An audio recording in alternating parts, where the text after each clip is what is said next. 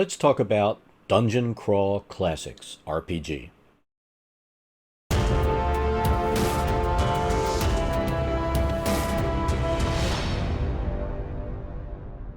Hello and welcome. Today I want to talk about one of my new favorite RPGs that we started playing.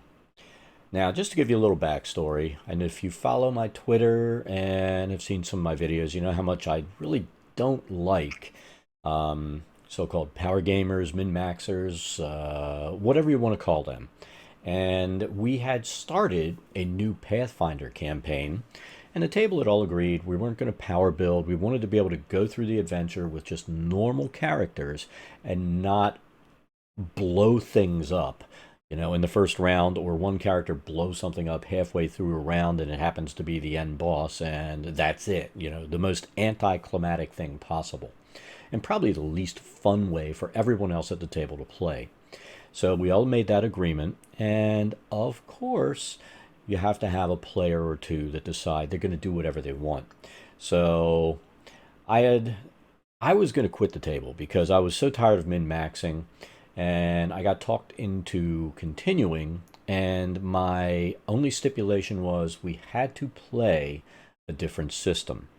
And that it wouldn't be Pathfinder again because I'm so tired of the min-maxing. I'm so tired of ridiculous builds that it makes no sense. So I did a little bit of research, took a few suggestions from people, and decided we were going to play Dungeon Crawl Classics. Once I got the book, I fell in love with the system. Now, let's talk about what it is and what it isn't. Dungeon Crawl Classics is an old school RPG. Now, it really takes it to the way the game was played originally, from character creation down through gameplay, advancement, things like that. And let's talk about character creation first. Now, in character creation, you literally roll 3d6 down the line. You don't get to roll stats and then place them where you want. You roll your 3d6. If you get a 4 in strength, that's what you have. Then you do the same thing for each of your statistics. That'll determine your base character. Now, you do start at level 0, and you go through what's called the level 0 funnel, or as I referred to it at gameplay, the meat grinder. And you'll have your 4 characters. If you're lucky, you'll have one good character, maybe 2, along with some really mediocre or some horrible characters with some 3s, 4s, just unusable statistics. And it's insane because you go through the adventure, you start off as peasants, and here's the beauty of it. There are no skills, there are no feats, there is nothing that the min-maxer will look for. There's no point buy. You have a specific way to build your character. You don't choose a class when you start out. You roll on a professions table. So you could start out as an urchin, a noble, a halfling moneylender, an elven glassblower.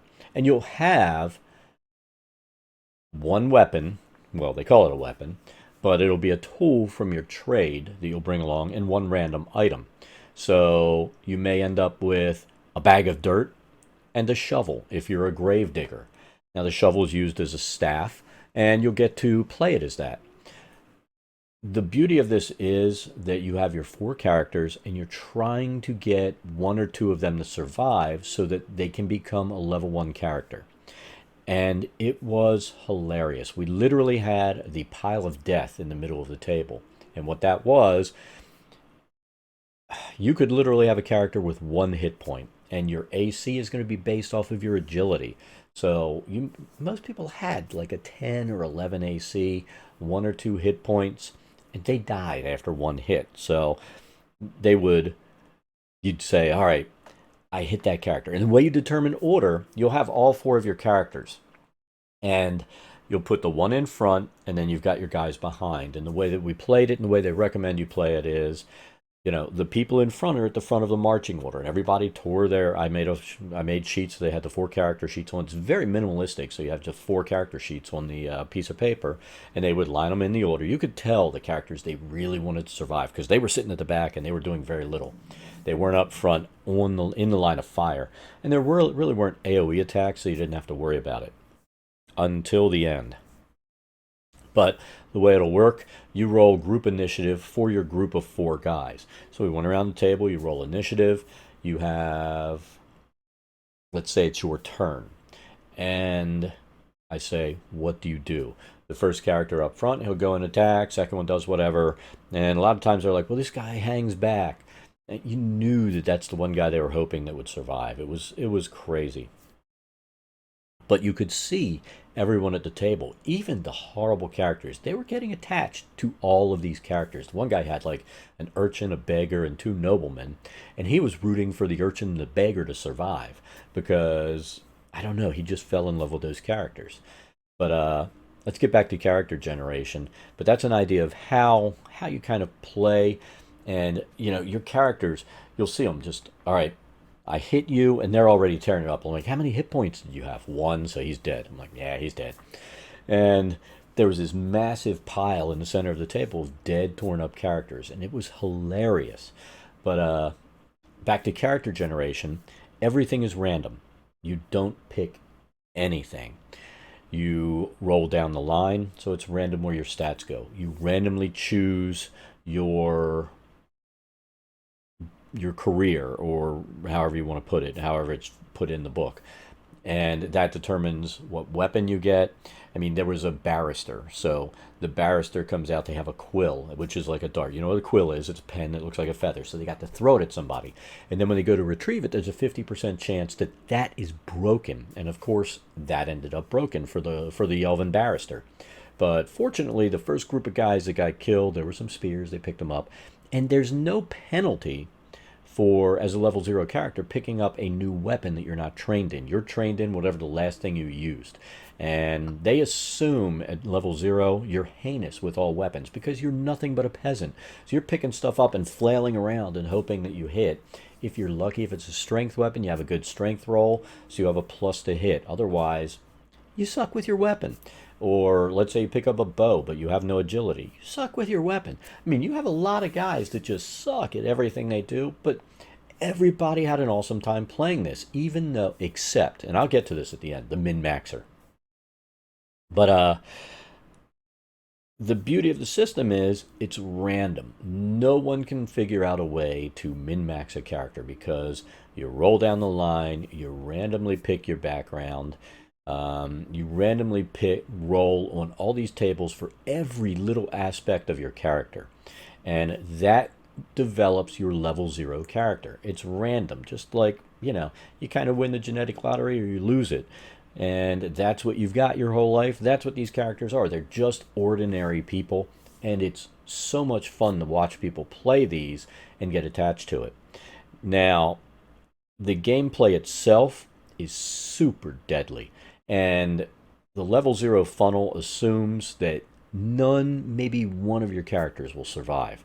Now, we had some players that got really, really lucky at the table where I was rolling 1s and 2s on attacks, and they didn't get hit until the final battle, which wiped out several players altogether, and cleaned out some of the characters that people were trying to save.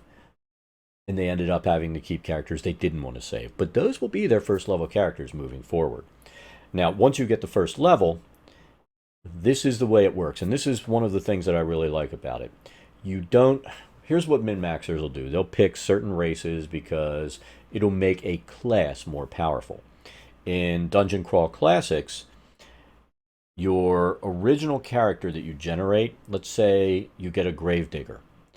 Because it doesn't have a race designation like an elf, a dwarf, or a halfling, it is a human and it will always be a human. Now let's say you get that elven glassblower. That elven glassblower, when you generate a character at the end, you have a choice. You can pick like a warrior, in which case you lose all the designations of elven, or you pick an elf, which is a class. In this system, your race is your class, which goes back to original D&D, where if you were an elf, You were an elf. Now, an elf is nice because it has like warrior aspects to it. It can cast, so it's like a warrior caster.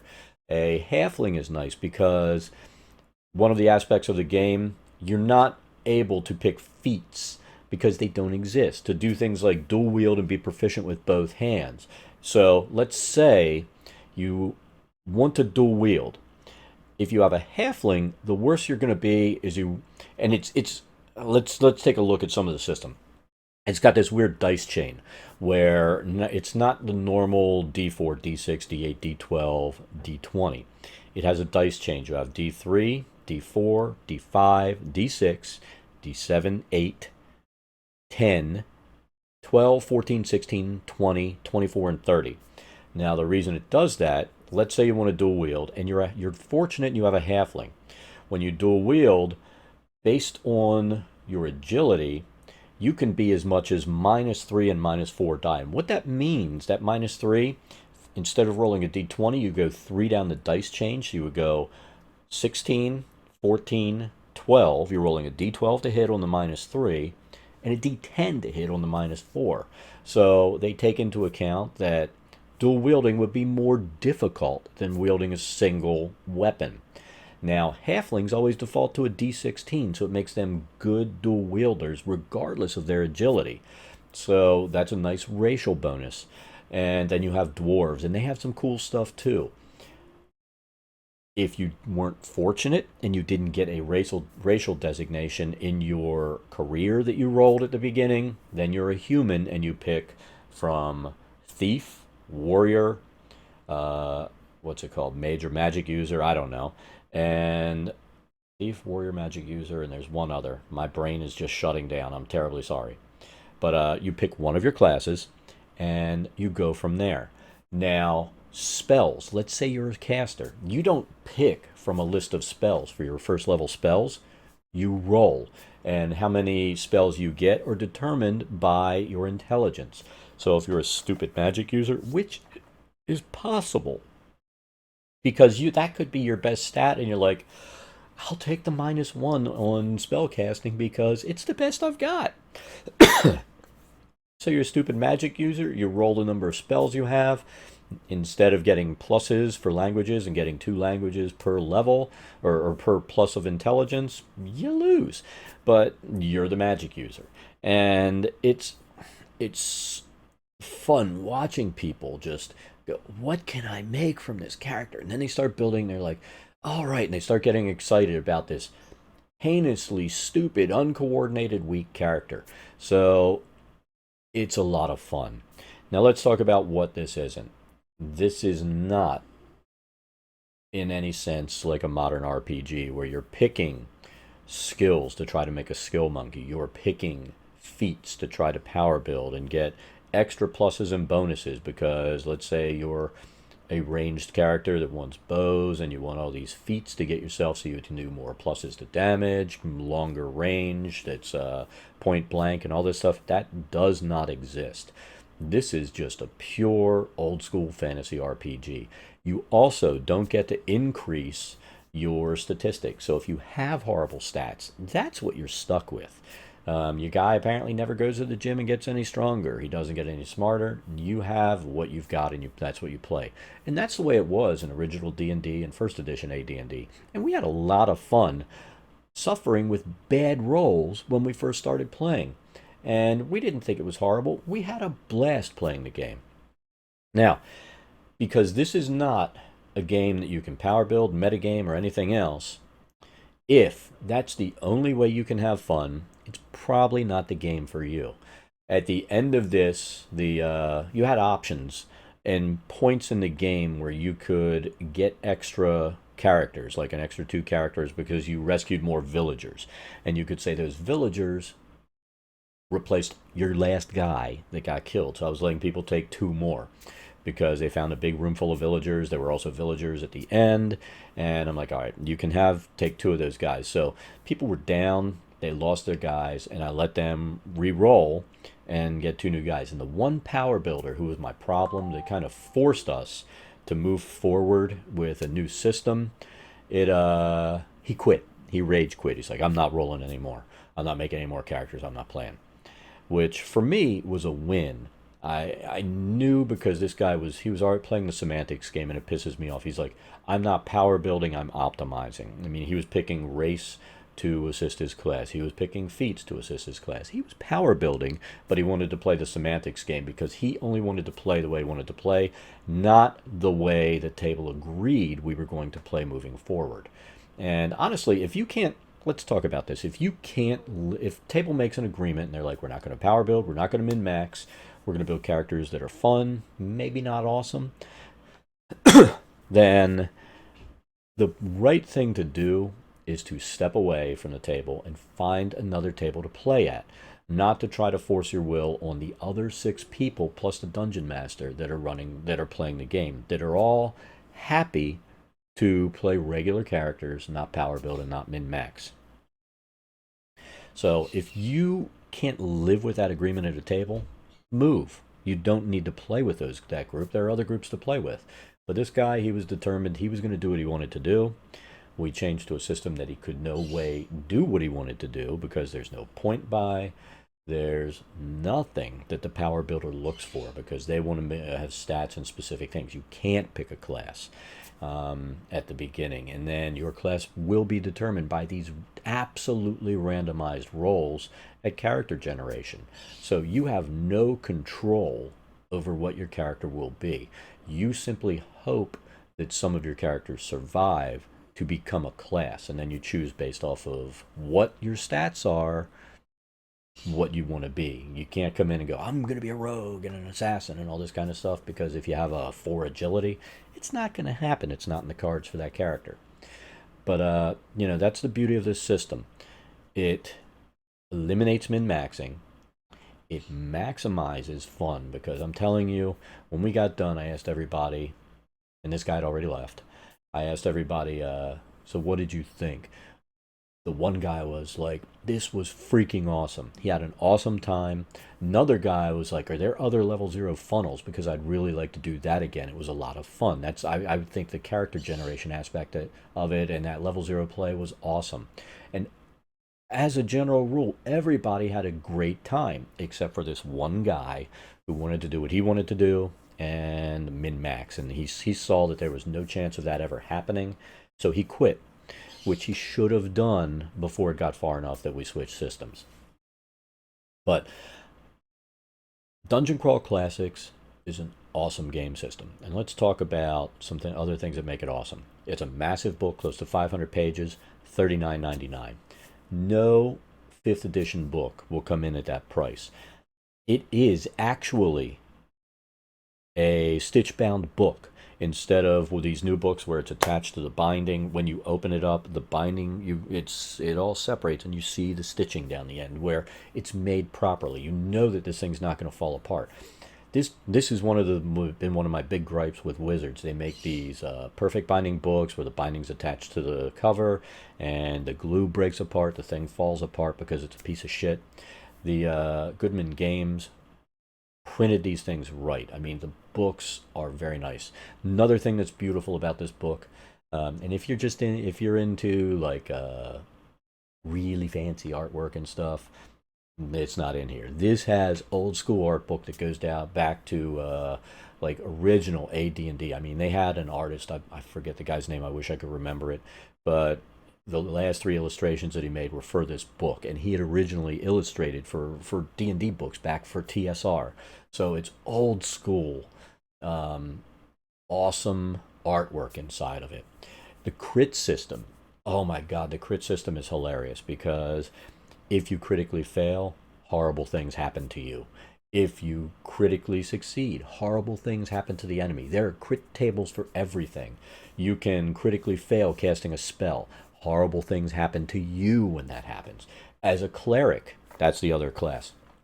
As a cleric, terrible things happen to you if you critically fail on casting a spell yourself. You lose favor with your god. It encourages proper play of alignments. You have 3 alignments: lawful, neutral, and chaotic. If you're a lawful cleric and you heal a chaotic character, your lawful god's going to be pissed that you did that. You lose favor with them for the day, and you start increasing your critical fail range. So you do something bad, let's say naughty, okay? Instead of a crit fail being 1, it'll be a 1 to 2. You do it again. Maybe the judge will say, you know what? You got punished for this the last time. You should have learned, don't do it. Add 2. So now your crit fail range is 1 through 4. You could get 10 for doing something horrible that your god that's totally antithetical to your god. So your crit range is now 1 through 11 that you're going to critically fail. And when the crit fail happens, you go to these crit fail tables and horrible things happen to your character. Um, as a warrior, critical fails are really bad. You can hit yourself. You can kill allies. It takes everything into account. Breaking your weapons, doing all kinds of stuff. It's such a beautiful system if you sit down, read the whole thing through, and realize how much fun it will be to play. And that's the thing that I'll recommend. Buy it. I mean, it's a cheap system. $39.99 for a cheap system. It has a level 0 funnel at the end and a level 1 through 3 adventure at the end. Yes, it's small, but you can flesh it out. The level 0 funnel, you don't need to flesh out. It will kill everyone at the table. And then they have other level 0 funnels. When there's free game RPG day, you can find Goodman Games sends stuff out to places for that too. And there's so many modules for this thing that if you don't want to build something, you can up to like level 6 to 8, and then you would have to build level 10's the max. You would have to build out other stuff for that. But it gives you a lot of freedom as a dungeon master or game master to build a campaign around. And honestly, I think it will be a blast if you give it a try. I mean, I have not been this excited about an RPG in a while because they're all the same. They all come out with all this crap for power building. Oh, you've got to find these feat chains and skill chains, and that's how you make your character powerful. Multi-class, make it powerful. Multi-classing's impossible in this. Feats don't exist. Skill chains don't exist. Skills, the way you get them, let's say you're a barrister, it's a DM decision. You'll sit there and say, let's say you need to persuade somebody. A barrister is a lawyer. It's their job to persuade people, right? So you're like, you were the barrister, right? Make an argument to this person as to why you need to do that. So your skills will be what makes sense based on what you were as a peasant. If you were a gravedigger, I don't know what your skills might be, but I'll figure something out for those guys. If you were a farmer, because there are a lot of farmers in there, yeah, you would probably make your nature checks. You would probably be the one to identify seeds, or is this plant okay to eat? So it'll be very specific to individuals at the table. Now, also, unlike other game systems where anybody can roll that d20, the people who the DM decides would have that skill set. They get to roll a d20. If anybody else wants to roll, they're rolling a d10 because they are not trained in that skill, and they never will be.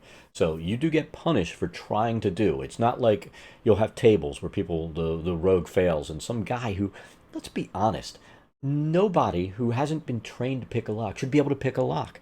I would sit here and pull my lock picks out and show you how quick I can pick a lock. I hand the same thing to somebody at my table, which I've done before, when they argue about, well, I can just roll. I'd be like, you wouldn't be able to do it. I don't allow everybody to do whatever they want because it makes no sense.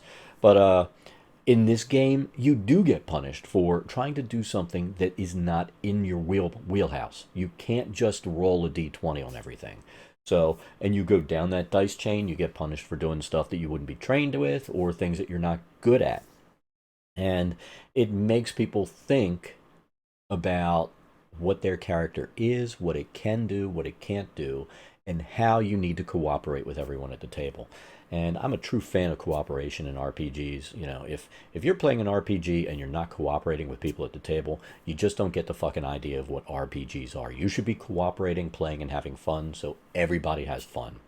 But that's what this game is all about. It's about cooperation, having fun, everybody getting along, figuring out how to overcome the obstacles, how to survive, because you're pretty weak. You're rolling for your hit points at every level. There's no averages. And, I mean, we had people rolled 2s on their first level on their characters. When they leveled up, they're like, oh my god. I'm like, that's the roll of the dice. You know, try not to die. And it's the beauty of the system. It's random. You're not going to be super powerful. I mean, a warrior, if you get some good rolls and you get to level 10, you start off with a good strength and a good agility, you may end up to be this massive, powerful warrior in the kingdom, or you may end up just being a dude who has a sword and is kind of good at it, but has a lot of fun playing it. So, again, give this system a try. If you have min-maxers at your table that cause you a problem and you've been trying to take care of it, change to this for a while. They'll either quit or they'll learn not being a min-max character is a fuckload of fun too. And if you want a new system to try, let's say you never got a chance to play something like original D&D or AD&D, get this system. I mean, like I said, it is a bargain at $39.99, and it is a blast. It's a buttload of fun. Give it a try. You will enjoy the hell out of it. That's it for today. I think I might do something else about Dungeon Crawl Classics. Maybe once we get our campaign rolling along a little more, talk more about it. Maybe get into more detail about classes, characters, stuff like that. Maybe I'll do a video on character generation to show how it goes, how simple it is. I mean, people were once people had died after they built their first four characters and they needed to real quick roll their two new ones that were replacements. It took them like 3-4 minutes because I printed out sheets where the charts were there that you rolled on, and it was like bam, bam, bam. There are my stats. Oh, these are easy modifiers. I'm a peasant, whatever the kind of peasant I am. Bam, I'm done. Let's go. And it's so simple, but the simplicity doesn't detract from the fun. Actually, it enhances it. So give this game a try, and we'll do some more videos on it.